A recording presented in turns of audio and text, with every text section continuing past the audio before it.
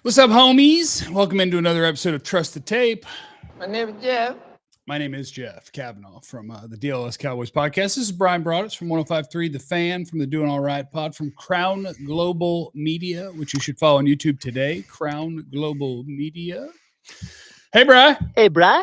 Jeffrey, how you doing? Yeah, we launched that thing today. Got to show up on YouTube. And actually, Vach and I did a breakdown on our 86-inch telestration board of how to stop Jalen Hurts. So that'll be up at 3 o'clock Central. So kind of check those things out. We had a little fun this morning on the channel, but looking forward to being with you as we get ready for Philadelphia. Got game week.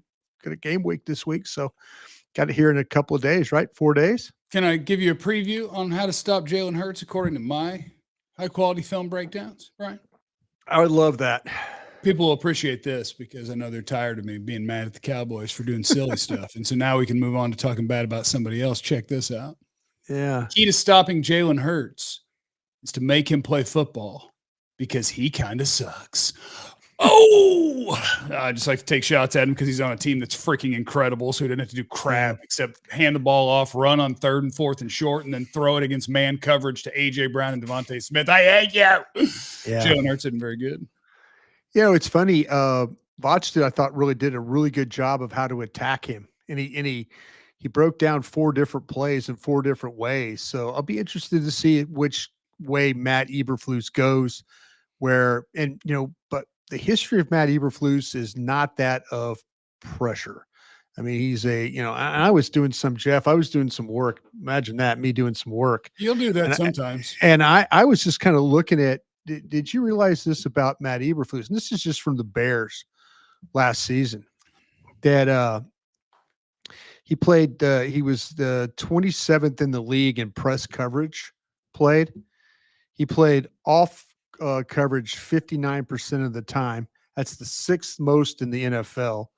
He played the fewest slot snaps in the NFL. That was 29th. Fewest press man snaps in the NFL. He was 30th in that. It's funny. Like, he was yards per play. They gave up the 3rd most in the league. They give up the 3rd most explosive plays in the league last year. People aren't gonna like you right now, Brian. I'm just saying, people aren't trying to hear that right now, Brian. I'm just saying that he's going to – now, this is my point. I think he's going to have to pull a Dan Quinn here. I think he's going to have to morph into something he might not be comfortable doing. I think his guys that he has are probably better in the secondary of playing a little bit more man coverage. I think he's going to have to find a way without Micah. He's going to have to, and that's why I think Stephen Jones was pretty adamant about Flus generating pressure, and manipulating pressure and doing stuff like that. So if he rushes 4 and plays zone coverage, this is going to be a long year.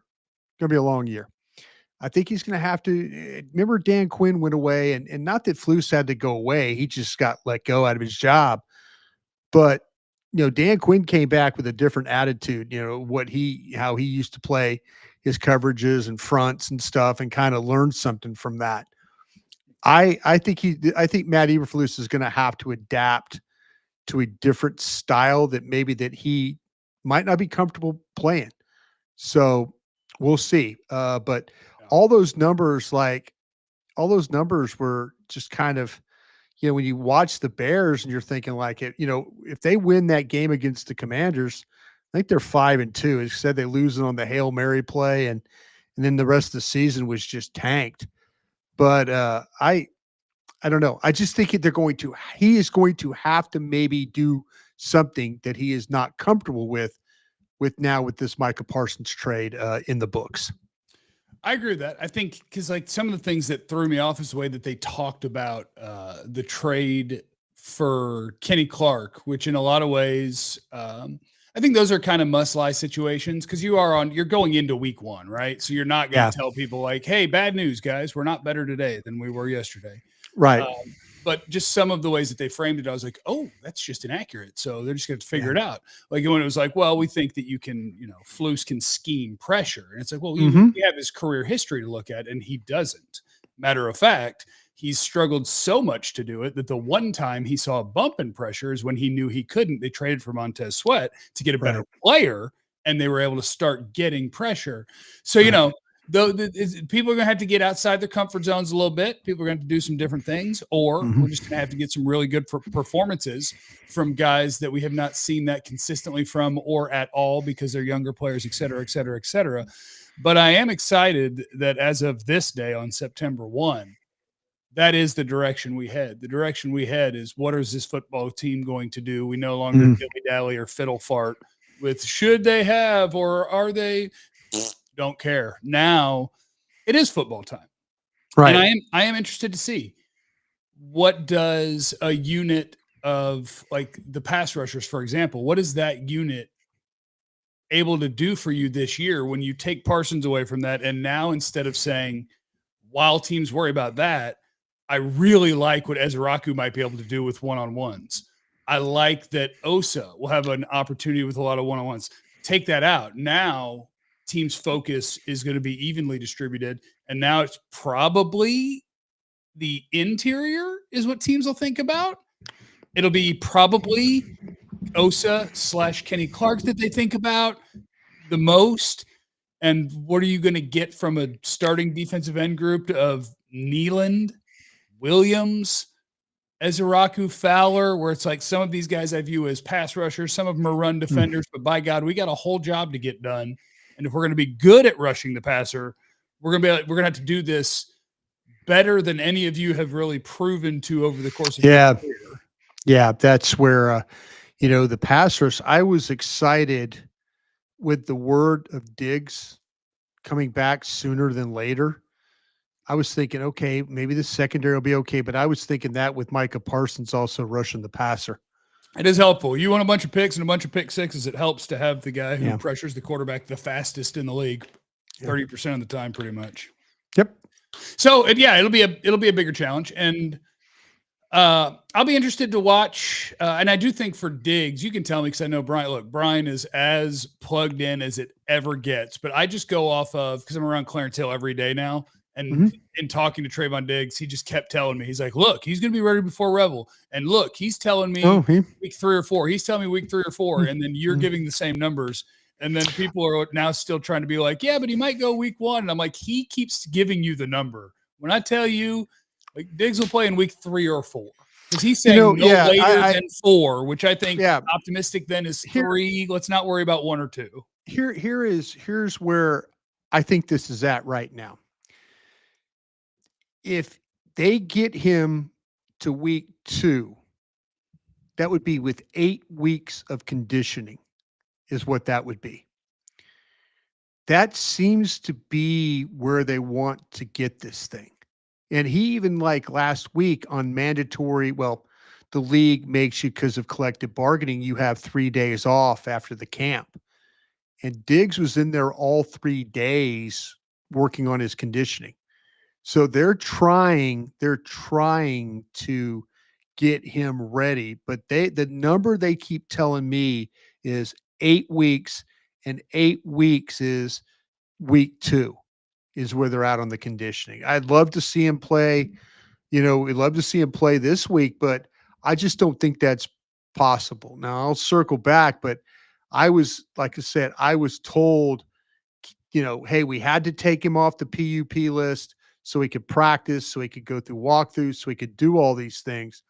But the conditioning was the big question mark there. And that would be, like I say, 8 weeks gets him to week 2. I need Diggs. I need Diggs quick, and I need Diggs to be the best version of Diggs. Yeah. That's and you know what? Good for him. Good for him. He there's the question you have to ask, would he have come back quicker? If he was here? No, he did what he'd been ready for training camp. That's the question. People, And I'm sure the Cowboys would say they think so. But they I think so. They Absolutely think so. But you know and what? his camp would say nobody Absolutely had that time. not. No one had that timeline, and we're back earlier than they ever thought we would. I thought Diggs was an October, November guy. Right. I honestly and he's here did. now. So I'm sure he and his camp are feeling really good about what they've done. They absolutely should not feel terrible about where he is, because he's done a solid job. And trust me, I am pro training staff here with the Dallas Cowboys. I'm not going to act like I'm not. Right. I've known those guys for 15 years. I'm being really honest about this. I think they do tremendous work. Diggs came out and he said, listen, I don't have a problem with Britt Brown. And Britt, Brown, I've heard through the back channels and stuff on him. He's like, listen, I don't have a problem with Diggs, but I wish Britt said, I wish he was here. I wish he was here, but he wasn't. We'll make the best of it. And so here we are, but I will tip my cap to Diggs for what he was able to do. Congratulations, Bryan, from James on Crown Global Media. Make sure you're following him on YouTube. Thank you. Appreciate that, James. Over under 8 games for Revel. Have you heard anything on Savone Revel? Some sort of setback in camp? Yeah, you know what? I'll say this, Jeff. When I mentioned the word setback, I was told go F myself. Oh, don't use that word? Yeah. So okay, well then he's just taking and I know I dropped a bunch of F-bombs. I dropped a bunch of F-bombs the other day. I went a little nuts. So sorry about that. I'm going to probably drop some today if some of the people are in the comments. I was told, listen, there was no setback. I was told, listen, there was never a timetable for him. His dad tried to explain to us at camp, kind of give it a timetable. Right. People in the organization are going, there was never a timetable for this guy. So I said, well, there's a setback. And they said, go F yourself. And I said, okay, well, I'm just asking. And they're like, no, there was never a timetable on this guy. He got hurt in early September, and now it's about to be a year. Hopefully they can get him back going the right way. But yeah, I tried to pull what was there a setback, and someone didn't politely correct me. They dropped that bomb on. You tell them I said F off. No, don't do that. I mean, you can call it whatever you want, but I mean, every person in this organization and every reporter around this organization would have told you 2 or 3 months ago, Revel has a chance for week 1 and Diggs doesn't. Everyone.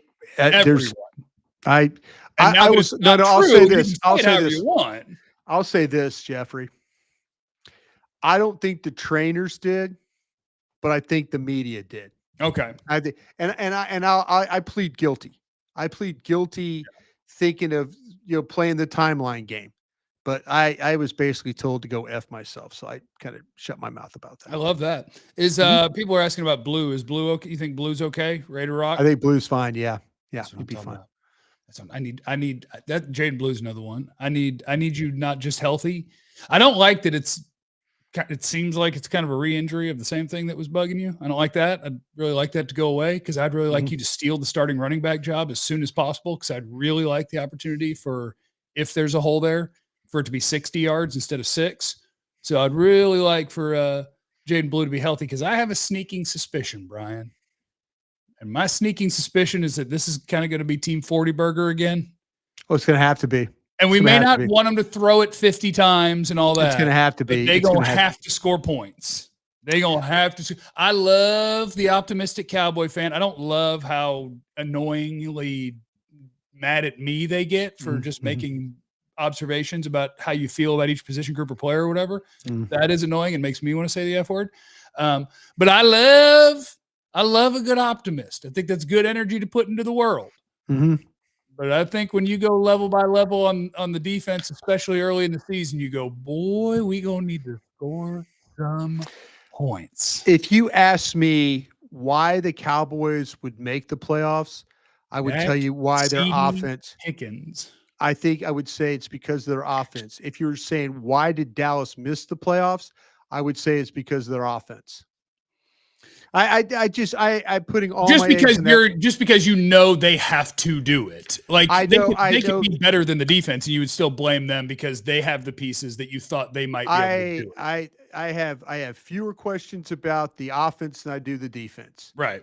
and I really do. And Yeah. if Dak Prescott plays to the level that we've seen to him before, and Yeah. this George Pickens is a nightmare for defensive backs to have to deal with, and Yeah. CeeDee Lamb is CeeDee Lamb, and Jake Ferguson kind of finds it again health wise, and this rookie right guard and this second year center and and Smith, the Pro Bowl left guard, that they have the makings of being able to move the football and score points.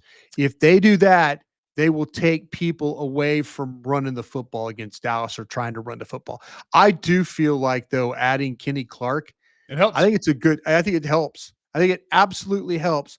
Would I have hinged everything on it like Jerry and Steven did during that press conference? Absolutely not. But they did get better. They did get better at that one technique with Kenny Clark in there playing. And if it turns into like Kenny Clark being able to get after it, and it turns into Winfrey getting after it, this team will be better inside, because I liked what I kind of saw from Solomon Thomas getting attacking up the field. I like what I felt like that Solomon Thomas and Winfrey and those guys were actually probably playing a little bit better than what Osa was playing in camp. I don't know what your scouting eyes told you there, but it looked like to me that those other tackles were a little bit better. But can I tell you a secret? Yeah. I don't think I looked at Osa one time.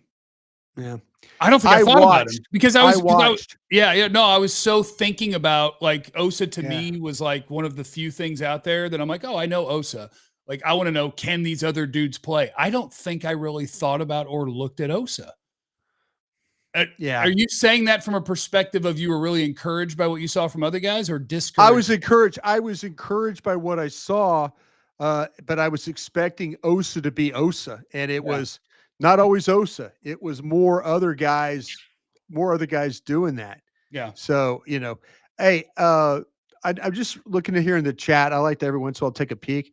Mick, let's see, something McCF Silent says, I don't remember a time where Dak had a shootout style game and our O-line had question marks after Martin departed. You don't remember that the Cowboys have had a top 3 offense for 4 years in a row? No, I want to say this. I'm going to give him a game. Remember the opening game in Tampa where they couldn't run the ball at all? Remember that game where Zach Martin had COVID? Yeah. And Martin was out of the game.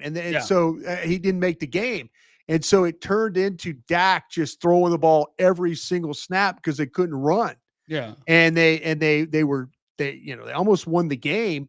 And Dak it was a toe-to-toe game, but that was the last time I remember him being a little light at offensive line, but him having to get into a shootout game and him actually delivering in that game. I thought he played very well that opening game in Tampa. We got a dangerous one from Steven, Bryan. Did DaRon Bland look like a return to form top 5 money cornerback in camp? I'll tell you what, the thing with Bland, I think Bland was just trying to get himself in shape. I didn't feel like that Bland was like, we saw some others that were making plays in practice. I think Elam had the best camp of the corners. Elam by far was more active. I think there were some times where Bland was very much like, I don't want to get tangled up. I don't want to get tied up. We didn't have a lot of these one-on-one practice rep things to kind of draw off. So Bland to me was very much, hey, I had this time last year, my foot was jacked up. I was having to try and get in shape. I don't think Bland was super, super, super interested in making a bunch of plays in practice. I think he was like, stay in position. Okay, ball's away, stay in position. Oh, wait, they caught a ball on me. I don't think he was really interested in being a super competitive guy in camp. Like Elam was. Yeah, yeah. And I think that that could be natural when you know that your agent is actively involved in conversations. Like, I don't need anything to derail this. Like, I need them to want to sign me, and I need to be out here and healthy and all that. And I think that that could be part of it. But I also think that is honestly, how do I do this? It's part of Bland's game. DaRon Bland isn't the most Eberflusy corner. When you go look, that's why I opened this whole thing, Jeff. I feel like Flus is going to have to adapt to the guys he has. yeah, I think, honestly, Bland is not like Diggs is notorious for it. Bland is not the most gung ho. I'm here to tackle corner, and the numbers back that up over his career. He's somewhere in the. You want to be in the first percentile or 99th, whichever way, but whichever way you want to do it. He is somewhere around the 70th percentile in the bad direction in terms of how often you're involved in run support and all of those things. Like he's more Diggs-ish, I think, than people realize in a lot of ways, because he's also a big yards per completion. You have a lot of success. His separation numbers aren't great, but he will have the right idea a good amount of times and make you big plays. Very aware. Very aware as a player. Yep. There's he's another guy that's a trade-off guy. So I do think that this defense could be really fun just because of the variance. Because once you get Diggs back, you do have two guys that are a little guessy, or you could say aware, whichever. A little guessy, a little gambly, a little a little. But if they do throw a comeback on 3rd and 6, I am taking this to the house, but play in and play out, not necessarily, hey, I'm in your hip pocket all day. Jeffrey, they ain't trading these picks for anybody, are they? I think it would be a weird time to do it now. Like, and I don't think the team is. I think this is probably at best a 9 or 10 win team. Seems very odd, to do a Maury Cooper move for something. Yeah, but that was receiver by committee, kind of give up a 1 kind of a thing. And I think to me these 2 picks are earmarked for draft days. I think that's where. I think it's their job, I think, and Jerry's great at this. It's their job to sell, right? He sold the idea. There's not a reasonable football mind in the world that thinks you're better today than you were the day you had Parsons instead of Kenny Clark as a football team. You could say, I think we'll be more competent against the run, and that's fine. But as far as like a better team, you obviously, no reasonable person could say that. But they're not going to sell you on, hey, but once we've made 4 first-round picks and they've played in the league a little bit, and we're 3-4 years down the road, what about where we'll be then? Plus, we'll have signed guys. Like, they're not going to say that at the presser when they're getting Nico Luka by a lot of people. So, like, you gotta sell what you got coming. You have a game this week. My guess is I do think ultimately both things in the Micah contract thing are true. Of the 3 gigantic money guys that were going to be on this team, Dak, CD, and Micah, I do think in the front office and universally supported in terms of like what they think of the dude, the leader, the whatever. But I also think that if he didn't get crossways with Jerry, that contract gets done. He's here forever because he's that good of a player, and they wouldn't trade that away. He wouldn't have gotten traded away if he didn't do the weird, I'm going to talk to you, Jerry, we'll get a contract thing going. That's what ultimately got him traded away. And so because of the timing, that gets wonky because you didn't get to maximize value. I like Kenny Clark, the player. I'm glad he's on the team. I am too. The coaching staff is going to love him because I do think you went from like football character. I think Micah, while on the field and the ball being snapped, is an A+ for the most part. But in terms of 24/7, I want you to be my leader. I want you to be the guy who helps my young players. I want you to set the tone for how we do things as professionals, et cetera, et cetera. I think Kenny Clark's an A+. I think that he brings like a lot of good to you. I also think for them to highlight that as we ain't trading Micah unless we get Kenny Clark back is very that was pretty wild. But that's just very much like every offseason. If your main goal is to find a guy who can primarily be a run-stopping defensive tackle, you can find one every offseason for less than $10 million, every single offseason. Sure. So you can't sell me that you had to trade the premier pass rusher in the NFL for that. You can find that literally every offseason anywhere. And Clark's a better player than just a standard, hey, please don't get moved. But so all those things about the trade, I think put you in a spot where they're going to be trying to balance something that's tough.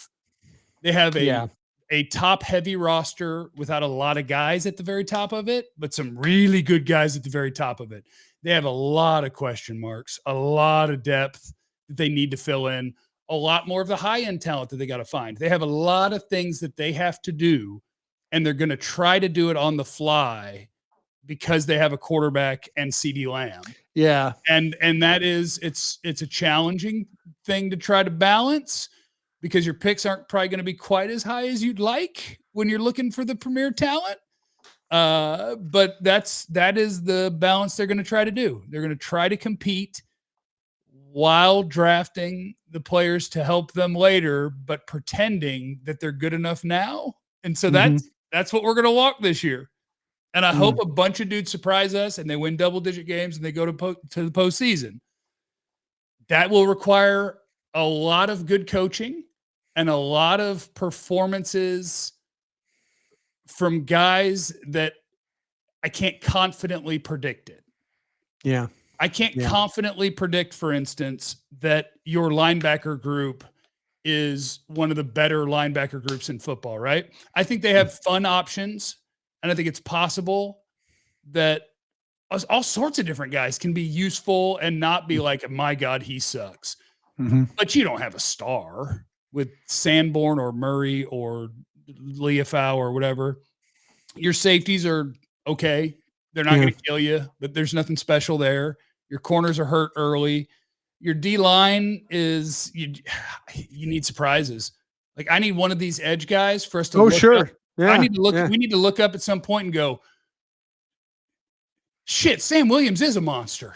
Yeah.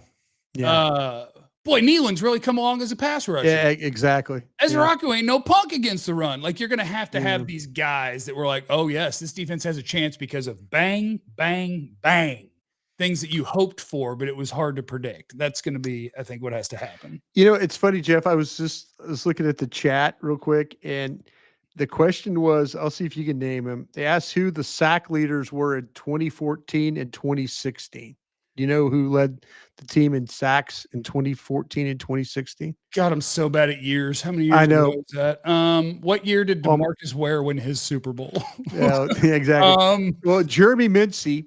I remember Jeremy Mincy had 6, and Benson Mayowa had 6 sacks in 16. And so that's fine. Like that's copium. Like that's pretending that you didn't need Micah Parsons. And if you have a whole bunch of good players, we can have that conversation. If you have 5 or 6 sacks per guy, then you might be okay here. If Nealon has 5 and Fowler has 6 and Ezraku has 6 and Williams has 6 and Osa has 6 and Clark has 6, like that would be okay. But I think that becomes easier when there's someone else that people are worried about. But yeah, I mean, there's a world in football where it's look, you know what we're going to do? Everybody's going to do their effing job. And that's going to be enough. There is a world where that happens. I would love it. Yeah. I would love it. Cowboys. I'll ask you the question too, then. Cowboys make the playoffs if Cowboys miss the playoffs if. I'm going between two things. Cowboys make the playoffs if their offensive tackles are league average.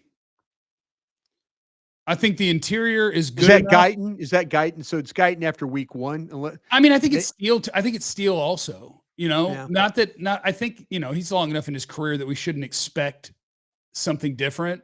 But the best version of Terrence Steele is an okay pass protector. You just have moments where that's not even true. And at left tackle, the evidence we have from Guyton on a field so far is he can't play NFL football. Now that's so far. Yeah. But I want to have optimism for him because I'm a big believer in some of the words that he said in the offseason where it's like, no. Like I recognize what I was and what I have to do. And I've been doing it every day. And I want that to be true and then him to develop into that. You tell me you can protect the quarterback and you can run for 4.5 a pop, then I think you could have a top 5 offense and that can carry you to the postseason. Sure. If that line isn't good enough, then I just don't know what the strength of your team is. Yeah. And without a strength on your team, how are you in? Like they're not going to dominate people with pass rush. No. We can be optimistic about some of these guys and hope that they can piece it together and all that. You're not going to have a dominant pass rush. And I also don't think there's any chance that you're a great run defending team. Hmm. They can say it. Like even Kenny Clark by himself, if he was the best he's ever been, the best he's ever been was probably 2021 when he was a Pro Bowl player and Green Bay was 32nd against the run. One man do not a run defense make. So, you know what? Maybe the answer is, how about this? Maybe the answer is this. The Cowboys make the playoffs if we are underrating the hell out of this coaching staff. Oh, yeah. If Brian Schottenheimer is a monster play caller and Matt Eberflus can exist outside his comfort zone and get these guys just playing, look, no, we don't. If you are putting a Madden grade on all our defensive players, we are not one of the best 20 defenses in football, and I don't give a shit. But what we're going to do is be where we're supposed to be, do what we're supposed to do, and that's going to make us an okay defense. And if they can coach their nuts off, maybe that's it. It's funny. I was looking at something. You talk about run defense. I was looking at games last year against Flus and top rushing performance. In week 9, they gave up 213 yards on 34 carries to Arizona, an opponent. You got week 13 against Detroit, 33 carries for $194. That's an opponent. Green Bay, week 18 last year, 33 carries, 183 yards. That's an opponent. Washington, week 8, 32 carries, 168 yards. That's an opponent. Okay, Brian, they got to be the little engine that could. They got to believe, and then they got to. I'm just saying, please don't let these things happen to my buddy Matt Eberflus. Please don't let. But it's funny. It was week 8, 9, 13, 18. So it was at the end of the year. Maybe his guys had said, we're done. It does get look. Trying to pull meaningful things from teams that suck and know they suck. I was just looking. I was curious of what teams ran the ball well against his scheme. That's all I was looking at. Quentin's in the super chat. Let's knock these out. The D carried the offense for the first month of the season when the D generated all those turnovers. But if the defense carries this offense, you will go to the playoffs. I'll tell you that. If the defense is the better unit on this team, I promise you're a postseason team. Okay. Patty, is this a made-up name? Thoughts on the Cowboys picking up Joe Biondi? Would he help the run defense? Is that a person? Is that a free agent person that I'm not aware of? I'd love to help you, but I'm not sure. Yeah. Trey, after adding Kenny Clark, what else do we need to do to become a better run defending team? Look, need to be able to, your safeties, Hooker, and Wilson, they both got it in them. Wilson and Hooker both have it got to play the alleys.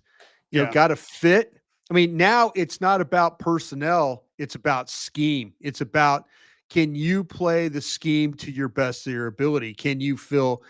You got A gap, B gap, C gap players, and can you fill them? And it'd be very clear if they're bad on run defense. I guarantee you, it is because you have somebody at linebacker trying to be a hero.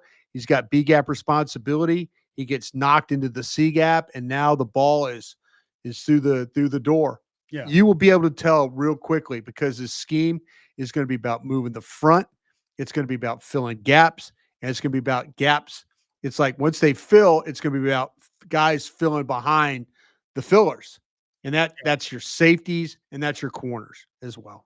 Ryan's in super chat. Did you know Brian? Felt like you maybe knew. That's what I said after Micah got traded, and it was the day of all your F-bombs on the show. I was like, was Brian maybe mad because he knew what was coming? Is that you knew, didn't you? I had an idea. Son of a bitch knew. Somebody else that I work with was told and didn't realize he was told and didn't believe it. I got one of these from that place. Travis did the super chat. It's funny. I'll admit this. I'll admit this on the air. The guy might be listening. Jay Tuck. Yeah. Is that one of our guys? Jay Tuck tweeted something to Jane Slater. Jane, please come and save us. Save us with a knowledge bomb or something. And I sent a direct message to him. I said, sir, she can't do that because this thing is likely to happen.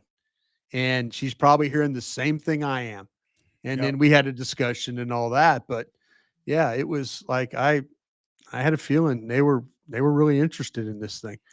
All right, Brian, I appreciate you. A programming announcement as Brian's getting Crown Global Media going, and we have different thingies. If you are a locked in every day kind of person, our schedule is going to shift a little bit. Instead of Monday, Thursday, we're about to be doing Tuesday, Friday. Right. Tuesday, Fridays. 8 a.m. instead of 8:45 a.m. Central. So we're going to be doing Tuesday, Central, Friday. Right. Yeah. And this week, do you want to do Thursday or Friday? Do I think Thursday?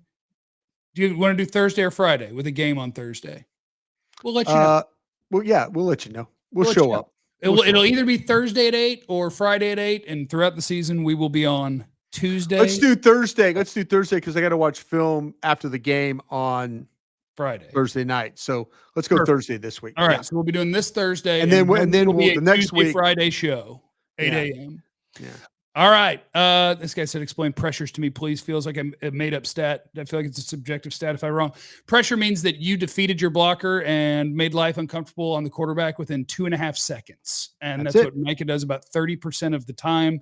Way number one in the league over the course of his career. That is a pressure. All right, everybody, have a great day. We'll catch you next time. Kick the Eagles' ass. Although I guess we'll talk to you beforehand on the day of. Remember, you